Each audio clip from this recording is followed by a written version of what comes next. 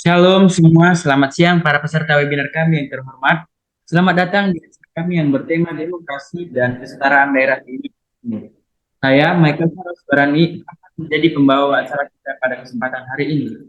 Izinkan saya mengucapkan terima kasih kepada semua peserta yang telah bergabung dalam webinar ini.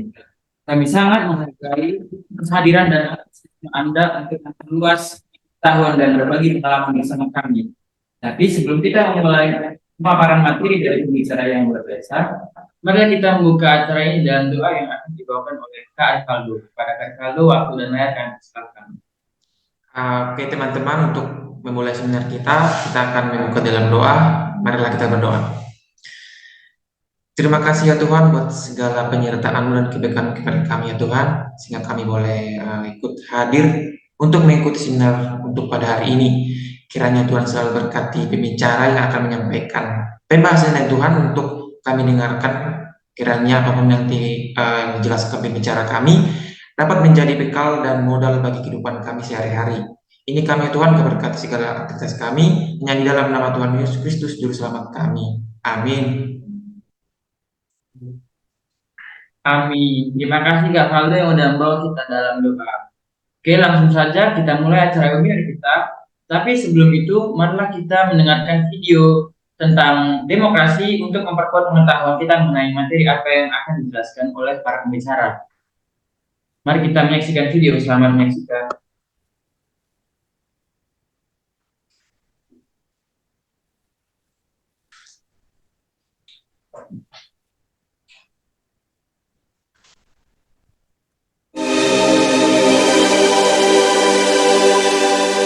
Yang penting, dalam situasi seperti ini, jangan ada yang berpolemik dan jangan ada yang membuat kegaduhan-kegaduhan.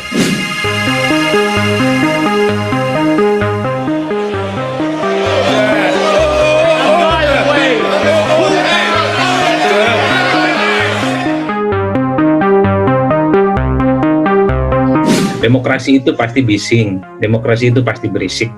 Demokrasi itu memang tempat orang berisik, tempat orang ribut gitu. Yang penting ribut dan berisiknya itu masih dalam konteks korupsi demokrasi yang prosedural, saya kira tidak ada.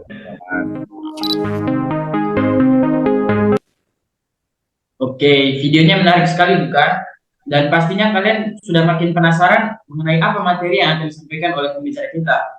Nah, langsung saja saya serahkan webinar ini kepada Kak Rivaldo yang akan memandu jalannya webinar kita pada hari ini. Pada waktu dan layar. Oke, Kak Michael, terima kasih. Boleh di next. Nah, oke teman-teman, jadi seperti yang telah kita lihat pada slide berikut ini, kita akan mencari tahu ya apa sejarah di balik demokrasi dan kesetaraan di Indonesia. Nah, untuk mengulas hal tersebut, kita di sini telah menyediakan apa yang menjadi fenomena masalahnya. Fenomena yang kami angkat di sini berbunyi bahwa negara kita dikenal sebagai negara yang demokrasi dan menyejahterakan semua masyarakat tanpa adanya perbedaan. Namun, kenapa masih ada ketidakseimbangan kekuasaan di setiap institusi di lembaga negara Indonesia? Inilah yang menyebabkan konflik baik internal maupun eksternal, dan persaingan dalam sistem politik pun dapat meningkat. Jadi, di sini kita sudah menyediakan pertanyaan untuk nantinya dijawab pembicara kita dalam pembahasan dan penjelasan setiap topiknya.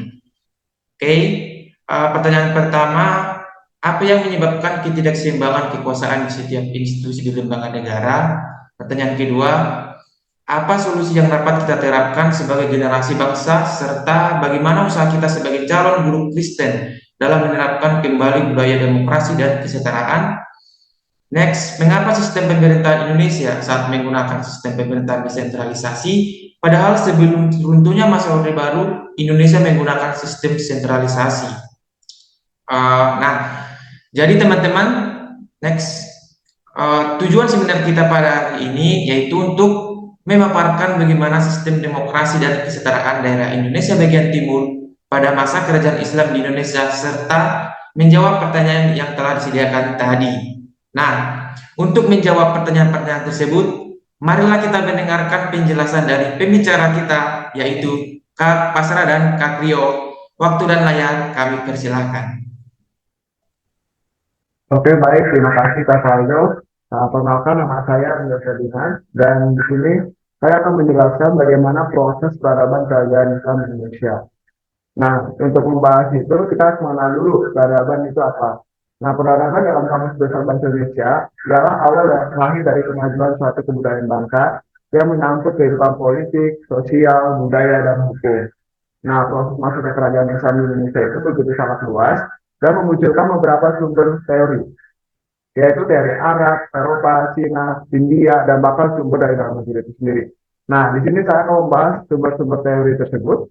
Yang pertama, teori dari Arab yang mengatakan bahwa pedagang Arab lah yang memulai mengenalkan agama Islam pada abad ke-7 Masehi, itu di Kerajaan Sriwijaya. Yang mana Kerajaan Sriwijaya yang bercorak Hindu-Buddha terkenal dengan kerajaan maritim yang sumber ekonominya berasal dari perdagangan di pesisir pantai. Nah, hal ini terbukti dengan adanya relasi pedagang Arab dengan Kerajaan Sriwijaya, yaitu dengan orang-orang menyebut Zabak, Zabai, dan Sribusa. Nah, selanjutnya kita akan membahas tentang teori dari Eropa.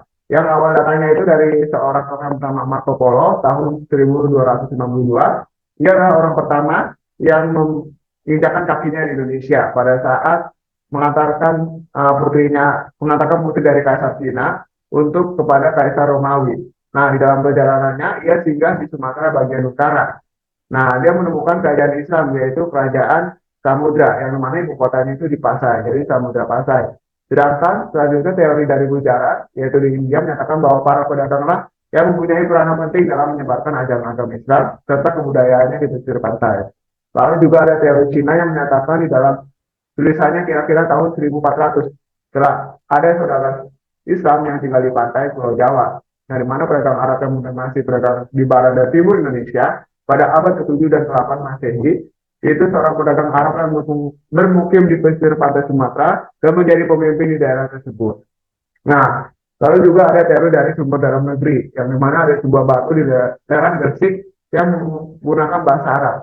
Yang dimana isi dari batu itu adalah seorang perempuan yang bernama Fatimah binti Maimun. Nah, ini adalah makam Fatimah binti Maimun di Gresik. Lalu juga peninggalan lainnya seperti makam Sultan Maliku Saleh di Sumatera Utara. Nah, ini makamnya yaitu ada di Sumatera Utara. Nah, juga banyak peninggalan-peninggalan lainnya. Lalu, oke, selanjutnya kita akan membahas tentang tadi sudah proses masuknya kerajaan Islam di Indonesia, dan di sini kita memfokuskan pembahasan pada bagian demokrasi dan kesetaraan di daerah Indonesia Timur. Nah, di kerajaan Islam di Indonesia Timur itu mulai pada abad 16 Masehi dengan munculnya kerajaan Goa Taro dan kerajaan Ternate dan Tidore. Nah, kerajaan Goa Taro ini adalah dua kerajaan yang ada di Sulawesi yang menjalin hubungan baik. Nah, kedua kerajaan ini terletak sangat strategis, yang dimana ada di jalur perdagangan yang seperti pantai, sehingga aktivitas ekonominya yaitu berfokus pada perdagangan. Nah, sebelum pada abad 16 di kerajaan Goa Taro itu belum memeluk agama Islam, tetapi ada kedatangan tokoh yaitu Dato R.I. Bantang, seorang penyiar Islam di Sumatera, yang mana kerajaan Goa Taro itu berubah menjadi kerajaan yang bercorak Islam. Hal ini didasari Raja Goa Taro yaitu Sultan Alauddin memeluk agama Islam. Nah, kerajaan Goa Taro juga memiliki hubungan diplomasi yang baik dengan kerajaan Ternate dan Tidore di Maluku. Kerajaan Ternate dan Tidore merupakan kerajaan Islam di Indonesia yang terletak di Maluku. Nah, pada abad ke-12 juga permintaan Eropa ini semakin meningkat, yaitu cengkeh dan pala, sehingga dibukakanlah perkebunan. Lalu juga pedagang dari Jawa Timur datang ke Maluku untuk membawa beras dan komoditas lainnya untuk ditukarkan pada komunitas yang ada di Maluku tersebut. Nah, karena banyaknya kekayaan yang melimpah di kerajaan Ternate dan Tidore, maka dibuatlah persekutuan dagang di antara kerajaan itu. Adapun persekutuan di kerajaan Ternate itu disebut dengan Uli Lima, yaitu persekutuan lima yang meliputi daerah Ternate, Obi, Bacaan, Seram, dan Ambon. Nah, sedangkan untuk persekutuan di kerajaan Tidore itu ada Uli Siwa, yaitu persekutuan 9 daerah, yaitu Tidore, Makian, Jahiro, atau Halmahera, Merah, dan lain-lain sampai Papua. Nah, selanjutnya, saya akan menjelaskan tentang penjelasan keadaan awalnya, yaitu di mana pada peradaban kerajaan Islam Indonesia itu terdapat dua sistem pemerintahan yang umum dianut, yaitu sentralisasi dan desentralisasi. Baik sentralisasi maupun desentralisasi itu memiliki peran penting dalam organisasi dan pelaksanaan kekuasaan pemerintahan pada masa itu. Nah, apa itu sentralisasi dan desentralisasi? Nah, sentralisasi itu memusatkan seluruhnya wewenang kepada sejumlah kecil manajer atau yang berada di posisi puncak pada suatu struktur organisasi. Jadi fokusnya pada satu tokoh gitu kan. Lalu desentralisasi itu merupakan satu bentuk pemberian wewenang kepada unit-unit atas pengelola-pengelola dengan tingkat wewenang yang lebih rendah dan serta memberikan wewenang kepada daerah tersebut untuk mengatur dan mengelola semua urusan lokal. Nah, dalam proses desentralisasi itu wewenang dan sumber daya alam sebelumnya itu terpusat di pemerintah pusat, dialihkan ke pemerintahan daerah. Hal ini melibatkan transfer keuangan, administrasi dan juga kebijakan di tingkat daerah, serta memiliki kontrol yang lebih besar dalam pengambilan keputusan. Nah, seiring dengan desentralisasi, pemerintah juga membentuk daerah otonom baru yang melakukan pemekaran wilayah, yaitu tujuannya untuk memberikan pemerintahan yang lebih dekat dengan rakyat, serta memperhatikan keberagaman dan kebutuhan di setiap wilayah. Lalu juga di dalam satu struktur organisasi, sistem pemerintahan sentralisasi itu dianut oleh Kerajaan Islam Indonesia bagian barat, sedangkan desentralisasi itu di Kerajaan Islam bagian timur. Mana Kerajaan Islam Indonesia bagian barat itu dikatakan menggunakan sistem sentralisasi itu karena ada ajaran Islam yang masuk ke Indonesia. Nah, ajaran Islam yang masuk ke Indonesia bagian barat itu adalah Islam Sunni, yang mana sistem pemilihan rajanya itu dipilih berdasarkan keturunan.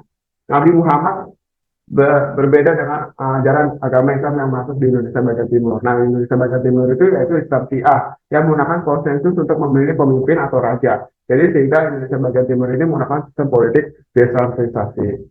Lanjut kita masuk ke keberlanjutan kondisi. Nah, meskipun ada dua sistem pemerintahan, sebelumnya ada pemerintahan sistem sentralisasi. Indonesia menggunakan sistem pemerintahan desentralisasi yang cukup kuat.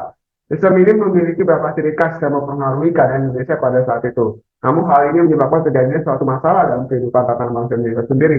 Salah satu peristiwa terjadi itu akibat sistem sentralisasi itu kurangnya keterlibatan masyarakat dalam mengambil keputusan politik dan pembangunan umumnya terbatas. Dan juga seringkali diambil oleh pemerintah pusat tanpa melibatkan pendapat dan aspirasi di masyarakat setempat. Lalu kedua bagian di wilayah Indonesia ini berjalan dengan baik sampai ketika bangsa Eropa itu menjajah Indonesia. Kerajaan Islam itu yang berdiri sendiri di Indonesia bagian barat mengalami kekalahan sehingga dikuasai oleh bangsa Eropa. Belanda, sedangkan kerajaan Islam Indonesia Timur itu memiliki kerajaan kecil yang berhasil memukul mundur bangsa Eropa meskipun pada akhirnya harus kalah karena adanya korupsi di dalam daerah tersebut. Oke, penjelasan perubahan yang terjadi. Kita bisa melihat di sini setelah kekalahan Indonesia diakibatkan gara-gara korupsi, banyak bangsa Eropa yang datang ke Indonesia, terutama Portugis, Belanda, Inggris, dan Spanyol. Nah, lanjut next akibat terjadinya perubahan. Nah, kita juga punya paham bahwa saat Belanda menguasai kerajaan-kerajaan Islam di Indonesia itu, mereka melakukan sistem pemerintahan sentralisasi hingga pada tanggal 17 Agustus 1445. Nah, di sini sudah kemerdekaan seharusnya Soekarno dan Muhammad Hatta itu seharusnya mempromosikan kemerdekaan Indonesia. Nah, pada pasca pemerintahan Soeharto ini, Indonesia mengalami perubahan yang signifikan dalam demokrasi, seperti hak asasi manusia dan keterlibatan masyarakat sipil.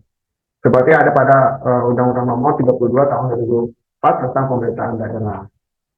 Nah, undang-undang ini juga mengenai pembagian kewenangan atas pemerintah pusat dan pemerintahan daerah. Oke, selanjutnya untuk penjelasan keadaan saat ini akan dijelaskan oleh teman saya, Pasca. Oke. Ya, terima kasih waktu dan layarnya. Sebelumnya perkenalkan, saya Pasca Baru. Nah, melalui penjelasan yang sangat spesifik dari mari kita lihat bagaimana keadaan Indonesia saat ini setelah adanya peradaban kerajaan Islam. Nah, Indonesia merupakan satu-satunya negara di dunia yang berhasil melakukan dua perubahan besar sekaligus, yakni demokratisasi dan desentralisasi. Setelah lepas dari sistem pemerintahan desentralisasi pada era Orde Baru, Indonesia saat ini menjadi negara demokrasi terbesar ketiga setelah India dan Amerika Serikat. Meskipun demokrasinya baru sampai tahap prosedural, belum mencapai tahap substansial, sistem politik demokrasi Indonesia saat ini sudah menggunakan gabungan sistem, yaitu sentralisasi dan desentralisasi. Akan tetapi, sistem politik demokrasi Indonesia lebih dominan ke desentralisasi yang mencakup seluruh wilayah Indonesia, baik bagian barat maupun bagian timur. Jadi, melalui dua sistem pemerintahan ini, kita bisa merasakan sekarang bagaimana kita diperlakukan sebagaimana mestinya dan adanya sistem di mana kita diserahkan tanpa adanya membeda-bedakan. Jadi, di sini telah kita telah menganalisis apa yang menjadi masalah dari adanya peradaban kerajaan Islam. Yang pertama itu, fungsi sistem desentralisasi adalah untuk meringankan beban pekerjaan yang ada di pemerintahan pusat, sehingga pekerjaan dapat dialihkan kepada pemerintahan daerah, sehingga dalam penyelenggaraan suatu pemerintahan tidak terjadi penumpukan kekuasaan pada salah satu pihak saja.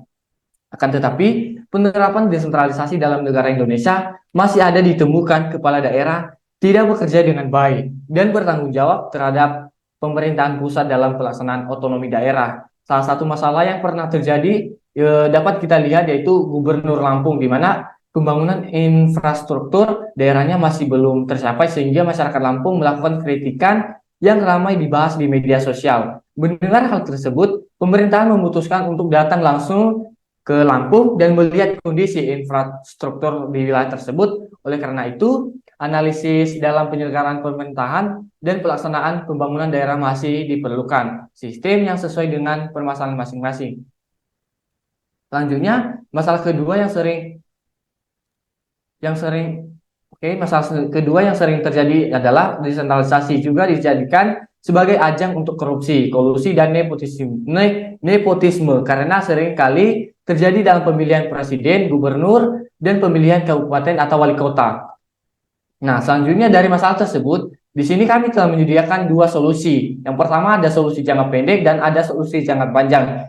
Nah, pertama solusi jangka pendek, transparansi dan akuntabilitasi. Artinya mendorong transparansi dan akuntabilitas dalam kebijakan dan keputusan politik. Yang kedua, keterlibatan publik yang meningkat. Artinya di sini mendorong partisipasi publik yang lebih besar dalam proses politik, termasuk melalui forum diskusi, konsultasi publik, pemilihan umum yang adil, dan memperdaya masyarakat sipil. Yang ketiga, pembangunan kapasitas institusi. Artinya di sini menguatkan lembaga-lembaga politik dan membangun kapasitas mereka dalam merumuskan kebijakan yang efektif, menyediakan layanan publik yang baik, dan menjaga integritas. Yang kedua ada solusi jangka panjang. Yang pertama itu ada pendidikan politik dan kesadaran masyarakat dalam bidang demokrasi.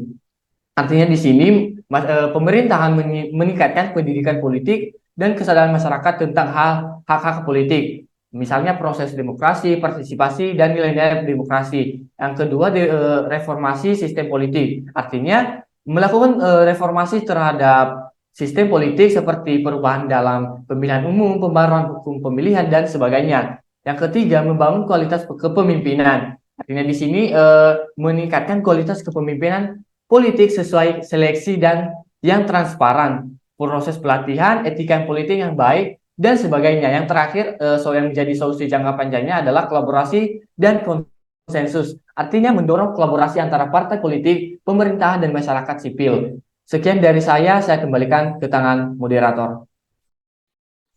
Oke, Kak Pasran Kadio, terima kasih atas materi yang sangat mengedukasi ya. Nah, Kak, saya mau bertanya lagi nih. Bagaimana sih, Kak, kalau kita lihat dari perspektif Alkitabiah dan proses peradaban kerajaan Islam, terkhususnya pada Indonesia bagian timur, dan juga bagaimana respon guru Kristen nih, Kak? Boleh dong, Kak, jawabannya? Oke, langsung saja lah.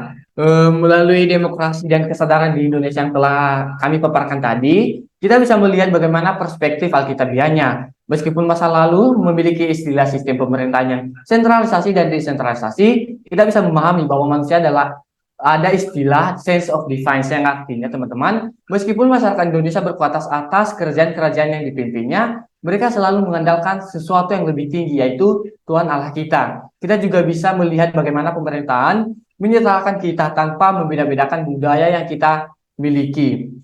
Kita adalah mahkota ciptaan Allah yang sempurna. Seperti dalam Kejadian pasal 1 ayat 26, di mana berbunyi, teman-teman nanti bisa membacanya. Selanjutnya, melalui hal itu, kita sebagai murid Kristus juga penting memahami bagaimana peran kita untuk memperbaiki gambar Allah yang telah rusak tadinya karena adanya kejatuhan manusia dalam dosa melalui profesi kita nantinya masing-masing. Karena seperti dalam kita dapat lihat dalam Matius pasal 28 ayat 19 sampai 20. Melalui ayat ini kita diingatkan bahwa kita adalah agen gembala bagi orang-orang sekitar kita dalam memberikan paham yang baik tentang bagaimana menjadi seorang pemimpin yang demokrasi serta mampu menerapkan sikap kesetaraan dalam masyarakat yang memiliki latar belakang budaya yang berbeda-beda. Demikian Kak Faldo. Oke Kak, sangat jelas ya bahwa kita merupakan mahkota ciptaan Allah. Nah, untuk ikatan selanjutnya saya akan serahkan ke tangan Kak Michael. Jadi teman-teman semua, ini daftar pustaka referensi utama yang kami gunakan untuk memaparkan materi barusan. Dan ini juga ada referensi pendukungnya. Oke, sekian dari pemaparan yang sangat luar biasa dari teman-teman, dari para pembicara. Bikin reaksi dulu dong bagi pembicara kita yang luar biasa hari ini. Saya mengucapkan terima kasih kepada para pembicara seminar kita hari ini dan juga kepada para peserta yang kita setia mengikuti webinar ini dari awal hingga akhir. Semoga apa yang baru saja kita dengar dapat menambah wawasan kita dan bermanfaat bagi kehidupan kita sehari-hari. Tibalah kita di penghujung acara ini, tapi sebelum kita berpisah, kita akan mengambil dokumentasi yang akan diambil oleh Kak Faldo dan nanti akan langsung ditutup dengan doa. Pada Kak Faldo, waktu dan tempat dipersilakan.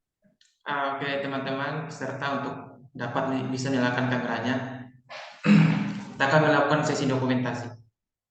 Oke, saya hitung ya.